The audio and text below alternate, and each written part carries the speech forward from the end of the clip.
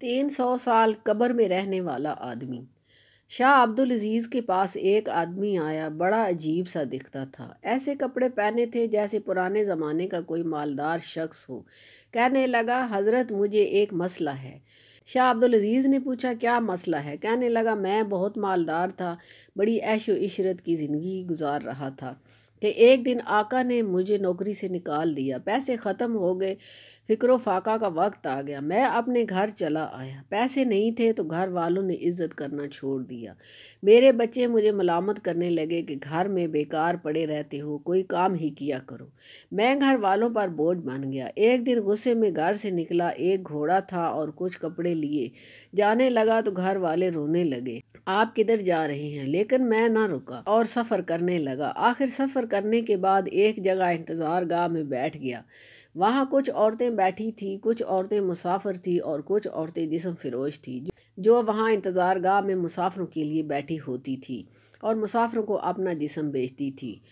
کہتے ہیں کہ میں وہیں پر پریشان بیٹھا ہوا تھا کہ ایک عورت آئی اور کہنے لگی کہ کیا چاہتے ہو؟ میں نے کہا، میں مسافر ہوں، میرے پاس کچھ نہیں، اگر کھانے کو کچھ ہو تو دے دو۔ وہ میرا مقصد نہیں سمجھی، انہوں نے کھانے کو دیا تو کچھ عورتیں آ گئی اور کہنے لگی کہ رات کے لیے کیا ارادہ ہے؟ میں نے کہا، میرے پاس آگے سفر کرنے کے بھی پیسے نہیں، جو کھانا دیا تھا اس کے بدلے مجھ سے کوئی مزدوری کروا لو۔ اتنے میں ایک عورت آئی اور مجھ سے بار بار پوچھنے لگی کہ آپ کیوں پریشان ہو؟ تو میں نے پورا قصہ سنایا کہ گھر والوں نے گھر سے نکال دیا، میں کہیں مزدوری ڈھونڈنے کے لیے نکلا ہوں اور میرے پاس پیسے بھی نہیں۔ تو اس نے میرا ہاتھ پکڑا اور گھر کی طرف لے جانے لگی۔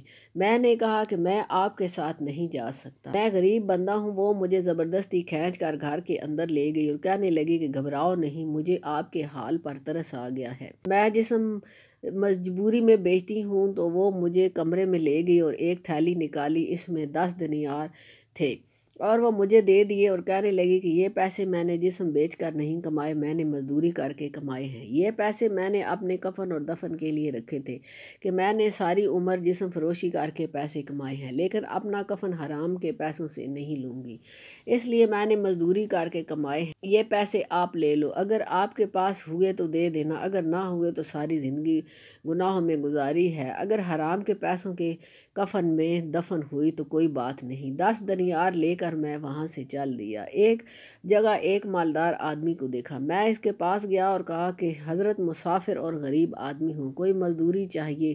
وہ کہنے لگا، کون سا کام کر سکتے ہو؟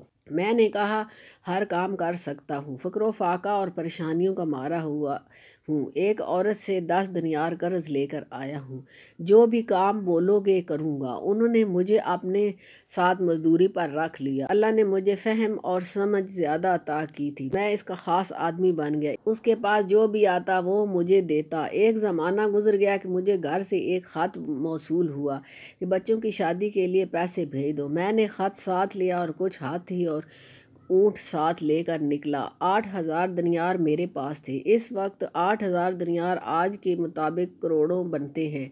8000 دینار ایک تھیلی میں لے کر چل پڑا۔ جب اسی انتظار گاہ پر پہنچا تو میں نے وہاں کی عورتوں سے پوچھا کہ یہاں فلاں عورت رہتی تھی، اور وہ کہنے لگی، ہاں وہ تو بیمار ہے، بستر پر پڑی ہے، فکر و فاقہ میں ہے، کھانے کے لیے بھی اس کے پاس کچھ نہیں ہے، ہم سے جو بچتا تھا ہم اسے کھانے کے لیے دیتی تھی۔ میں نے کہا، مجھے وہاں لے چلو۔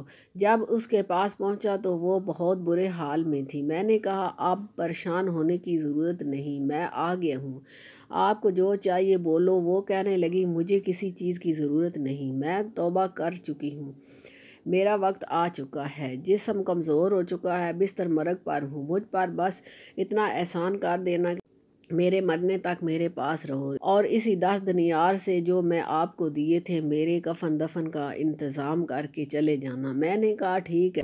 میں وہیں اس کے پاس رہنے لگا۔ کچھ ہی ہفتے گزرے تھے کہ اس کا انتقال ہو گیا۔ میں نے اس 10 دینار کے مقابلے میں کئی گنا زیادہ پیسے اس کے کفن دفن پر لگا دیے، پیسوں کی تھیلی میں اپنے پاس رکھتا۔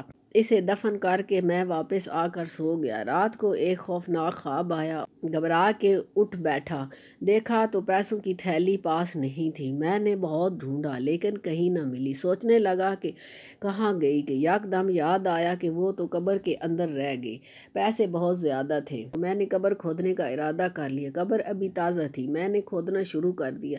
جب مٹی ہٹا کر دیکھا تو قبر کے اندر سے تھیلی اور عورت دونوں غائب تھے۔ میں بڑا حیران ہوا کہ عورت کدھر گئی۔ میں نے اور کھودنا شروع کیا، شاید مٹی زیادہ ڈال دی ہو، اور وہ نیچے ہی کافی مٹی ہٹانے کے بعد میں نے ایک منظر دیکھا کہ سامنے ایک دروازہ تھا۔ میں نے اندر جھانک کر دیکھا تو سامنے عالی شان محل دکھائی دیے۔ سامنے تخت پر ایک خوبصورت شہزادی بیٹھی تھی۔ میں گھبرا گیا کہ شاید میں کسی اور دنیا میں آ گیا ہوں۔ اگر بادشاہ نے دیکھ لیا تو سر قلم کر دے گا۔ میں بھاگنے لگا تھا کہ نوکروں نے پکڑا اور شہزادی کے پاس لے گئے۔ وہ کہنے لگی کہ آپ نے مجھے پہچانا نہیں۔ میں نے کہا نہیں۔ کہنے لگی میں وہی عورت ہوں جس کو آپ نے اپنے ہاتھوں سے دفنایا تھا۔ میں نے پوچھا یہ سب کیسے ہوا؟ کہنے لگی میں نے ساری عمر جسم بیچا تھا۔ اللہ کا سامنا کرتے ہوئے مجھے شرم آتی تھی۔ یہ گندا جسم اس قابل نہیں کہ میں اللہ کے سامنے کھڑی ہو سکوں۔ اللہ رب العزت نے فرمایا شرمانا نہیں، آپ نے میرے نام پر غیرت کی ہے، میرے مجبور بندے کی مدد کی ہے۔ آج 10 دینار کے بدلے میں آپ کو جنت عطا کرتا ہوں۔ کہتے ہیں کہ میں نے قبر میں 3 سال گزارے تو اس عورت نے کہا جلدی یہاں سے نکلو، اگر تھوڑی دیر اور رکے تو دنیا کا نظام بدلا ہوا ہوگا۔ میں قبر سے نکلا تو دنیا بدل چکی تھی، لوگوں کے کپڑے بدل چکے تھے۔ جو انتظار گاہ تھی وہاں پر عالی شان عمارت کھڑی تھی، سب کچھ بدلا ہوا تھا۔ تھیلا میرے ہاتھ میں تھا، میں حیران پریشان کھڑا تھا۔ وہیں پر ایک بابا جی کھڑے تھے۔ میں نے پوچھا بابا یہاں ایک انتظار گاہ ہوا کرتی تھی؟ وہ کہنے لگا مجھے معلوم نہیں۔ اوہ میں تمہیں اپنے والد کے پاس لے چلوں، شاید اسے پتہ ہو۔ میں وہاں گیا تو ایک نہایت عمر رسیدہ شخص چارپائی پر لیٹا ہوا تھا۔ میں نے اس سے پوچھا کہ بابا یہاں پر ایک انتظار گاہ ہوا کرتی تھی؟ تو وہ کہنے لگا بیٹا میں نے خود تو نہیں دیکھا لیکن اپنے بڑوں سے سنا ہے کہ یہاں ایک انتظار گاہ ہوا کرتی تھی جہاں پر جسم فروش عورتیں رہا کرتی تھی۔ وہاں پر ایک بدکار عورت تھی جس کی قبر میں ایک شخص اترا تھا۔ 300 سال ہو گئے ہیں کہ وہ شخص واپس نہیں نکلا۔ تو میں نے کہا کہ بابا وہ شخص میں ہی ہوں۔ بابا نے آنکھوں کو انگلیوں سے کھول کر مجھے دیکھا، شاید اس کی نظر کمزور ہو گئی تھی یا اسے یقین نہیں آ رہا تھا۔ میں نے بابا جی کو وہ پیسے دکھائے تو وہ بولا کہ ان پیسوں کا مجھے بھی معلوم نہیں کہ کس زمانے کی ہیں، یہاں ایک محدث رہتا ہے، شاہ عبدالعزیز اس کا نام ہے، اسی کے پاس چلے جاؤ۔